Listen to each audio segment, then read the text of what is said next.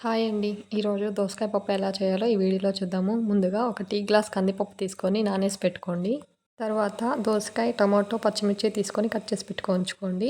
ఇప్పుడు ముందుగా నానబెట్టుకున్న కందిపప్పు తీసుకొని విజిల్ కుక్కర్‌లో వేసి, ఇవి టమాటో, దోసకాయ, పచ్చిమిర్చి కూడా వేసి, కొద్దిగా చింతపండు కూడా వేసి, కొంచెం ఆయిల్ కూడా వేయండి. అప్పుడే విజిల్‌కి పైకి పొంగు రాదండి.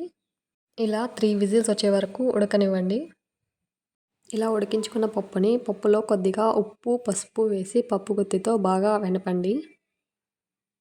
ఇప్పుడు పోపు పెట్టుకుందామండి. పోపుకి కొద్దిగా ఆవాలు, జీలకర్ర, మినప్పప్పు వేసి అండ్ కరివేపాకు, ఎండుమిర్చి, వెల్లుల్లి రెబ్బలు కూడా వేసి బాగా వేయించండి. అవి వేగిన తర్వాత ఆనియన్స్ కూడా వేసి బాగా వేయించండి. ఆనియన్స్ కూడా బాగా వేగిన తర్వాత ఇప్పుడు ముందుగా ఎనిపెట్టుకున్న పప్పులో ఈ తిరగమాత వేయండి.